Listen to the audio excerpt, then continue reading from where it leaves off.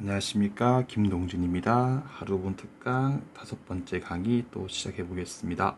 자, 교재 45페이지 가시면 부재자 재산 관리에 관한 부분이고요. 자, 이 부분 같은 경우는 사례형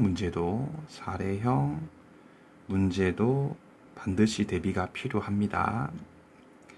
자, 이제 이 파트에서 사례형 문제를 풀 때 제일 중요한 거는요, 부재자 갑이 있었을 때, 얘가 갑이라고 했을 때, 갑이 떠나면서 재산 관리인을 두지 않은 경우하고 재산 관리인 을을 둔 경우를 이제 먼저 확실하게 구분해 놓고 사례 문제의 출발이 필요합니다.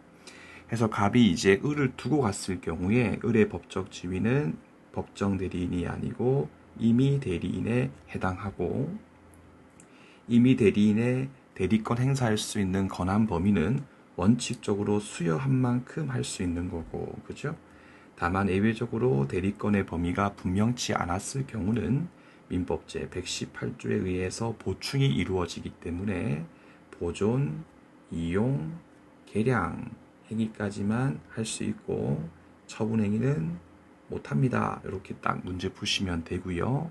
말고 갑이 두지 않아 가지고 법원에 의해서 선임됐을 경우에는, 법원이 선임을 했을 경우에 그 을의 법적 지위는 임의 대리인이 아니고 법정 대리인에 해당한다. 그죠?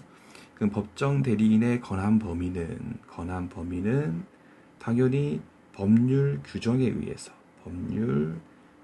의해서 결정되고, 이제 이 부분이 사례 문제 풀 때 제일 잘 나옵니다. 그래서 교재 45페이지에 보시게 되면 목차 갑원에 두지 않은 경우 돼 있고 목차 납원이 둔 경우겠죠. 그 중에서 법원에 의해서 선임된 재산관리 목차 확인하시고, 법정 대리인입니다. 시험 문제에서 임의 대리인이다 하면 틀린 지문 일단 처리하시면 되겠고요. 여기 보시면 민법 제25조가 권한 범위에 관한 규정이거든요. 이렇게 한번 읽어봅시다.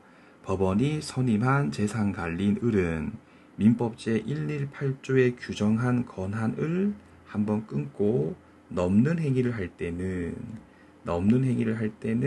법원의 허가를 얻고 하라라고 되어 있거든요.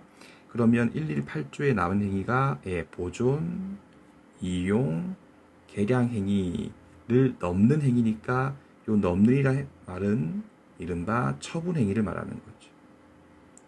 따라서 조문 봤을 때 처분 행위를 하는 경우에는 허가를 얻고 하고, 보존, 이용, 개량 같은 관리 행위라고 하죠. 보통 관리 행위를 할 때는 별도의 허가가 필요 없다까지는 꼭 기억하시고, 요게 이제 변리사 시험 등등등에서 사례형으로서 제일 잘 나오는 쟁점이니까 이 부분을 잘 캐치하시면 될 겁니다.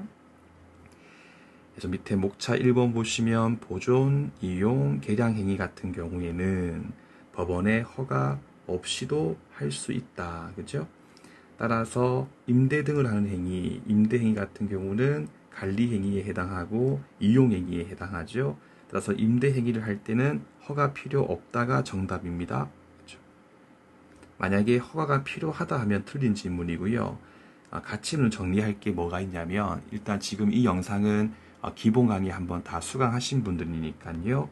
자, 그 전제로 우리가 소멸시효 파트에서 공부할 때 이렇게 소멸시효가 흘러간다고 했을 때, 소멸시효가 진행되기 시작했고 요때가 소멸시효가 완성된 시점이었을 때, 소멸시효 완성되기 이전에, 그러니까 소멸시효 진행 중일 때 이루어지는 승인이라고 하는 것은 중단의 승인을 말하는 것이고, 그렇죠?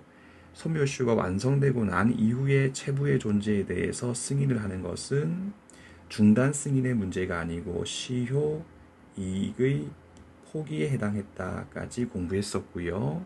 자, 이 두 가지 차이점, 승인의 중단의 경우는 단순 관리 행위에 불과하고, 소멸시효 완성의 이익에 대해서 포기하는 것은 이미 소멸된 채권 채무를 다시 부활시키는 권리이기 때문에 이거는 처분 행위에 해당한다라고 했었어요.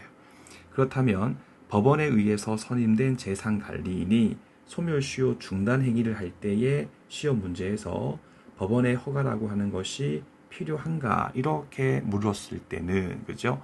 처분 행위가 아니고 단순 관리 행위에 불과하기 때문에 별도의 허가 필요 없습니다. 이렇게 문제를 풀어주시면 되겠습니다. 알겠죠? 밑에 이거 보시면 처분 행위를 할 때는 허가 필요하고요. 허가를 얻어야 하고 그 다음에 허가 있으면 되지 꼭 미리 허가일 필요 없거든요. 따라서 사전, 사후 다 가능하다까지도 확인하시고요. 46페이지를 가보시면 허가를 받지 않고 했을 때에는 무권 대리에 의해서 무효가 된다까지 확인하시고요. 더 나아가서 허가가 있다 해도 무조건 유효한 게 아니고요. 부재자, 갑을 위하는 범위 내일 때 유효한 거다. 그죠? 따라서 갑을 위한 게 아니고요. 재산 갈린 을이 갑과 전혀 관계없는 제3자의 채무를 담보하기 위해서 담보 설정 행위를 했을 경우에는 아무리 법원의 허가가 있었다 하여도 갑을 위한 게 아니고 제3자를 위한 것에 불과하기 때문에 처음부터 무효다까지 확인을 하시면 되겠습니다. 한 번 더 꼭 확인하시고 또 다음 특강 영상에서 인사드리겠습니다.